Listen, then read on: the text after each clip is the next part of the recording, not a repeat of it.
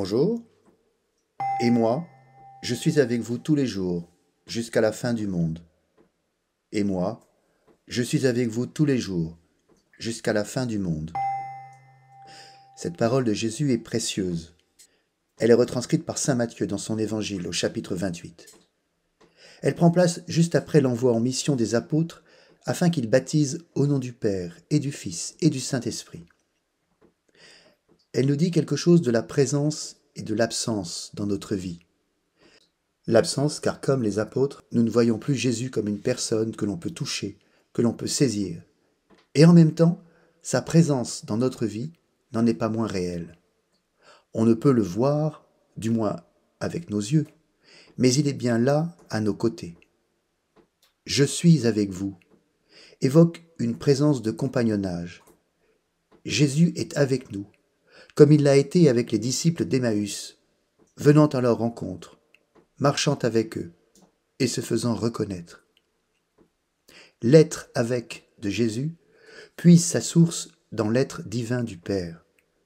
Quand Jésus nous dit qu'il est avec nous, il nous donne véritablement un supplément d'être.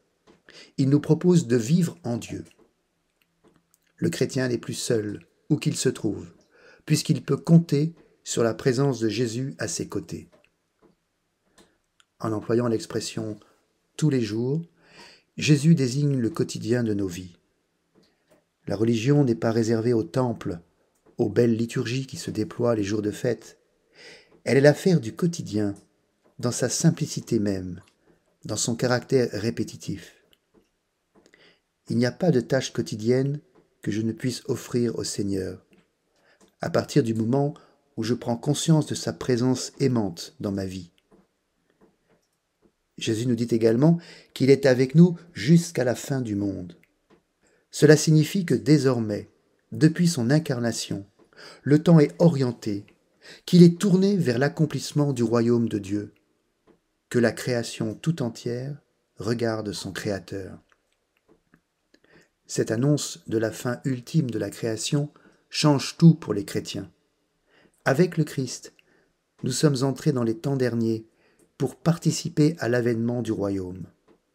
Nous sommes appelés là où nous sommes, à travailler à cet avènement. Dans le déploiement de l'histoire, l'homme exerce sa liberté de choisir et d'agir. Il y a une responsabilité de toute l'humanité dans cette marche du temps.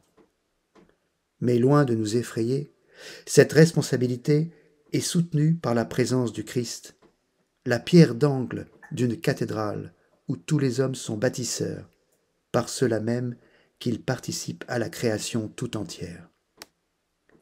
Cherchez, vous trouverez. Frappez, on vous ouvrira. Bon dimanche.